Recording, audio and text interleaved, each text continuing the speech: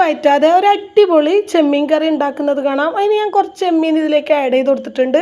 1.5 teaspoon chilli പൗഡറും 1.5 teaspoon coriander പൗഡറും 1/2 teaspoon turmeric powder, പാകത്തിന് സാൾട്ടും, 2 തക്കാളി, 3 പച്ചമുളക് എന്നിവ ഇട്ടിട്ട് ആവശ്യത്തിന് വാട്ടർ കൂടി ആഡ് ചെയ്ത് കൊടുത്തിട്ട് ഒന്ന് വേവിച്ചെടുക്കുക. അതിലേക്ക് കുറച്ച് പുളിവെള്ളം ആഡ് ചെയ്ത് കൊടുക്കുക.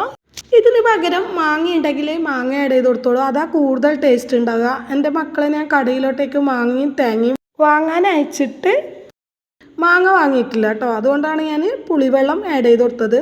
ഇനി ഒരു ഹാഫ് തേങ്ങ അരച്ചിട്ട് അതിലേക്ക് ആഡ് ചെയ്ത് കൊടുക്കുക. കുറച്ച് കറിവേപ്പിലയും കൂടി ഇട്ടിട്ട് നല്ലപോലെ ഒന്ന് തിളപ്പിച്ചെടുക്കുക. അത് സ്റ്റൗവിൽ നിന്ന് മാറ്റി വെക്കുക. ഇനി ഇതുപോലത്തെ ഒരു കടായിലോട്ടേക്ക് കുറച്ച് വെളിച്ചെണ്ണ ആഡ് ചെയ്ത് കൊടുത്തിട്ട് വെളിച്ചെണ്ണ ചൂടായാൽ ഒരു ചെറിയ സവാളയും 4 അല്ലി വെളുത്തുള്ളിയും ചെറുതായി കട്ട് ചെയ്തിട്ട് ഉലുവയും കൂടി ഇട്ടിട്ട് ഇതുപോലെ ഒന്ന് വറുത്തിട്ട് കറിയിലോട്ടേക്ക് ഒഴിച്ചെടുക്കുക. അടിപൊളി ബ്രൗൺ കറി റെഡി.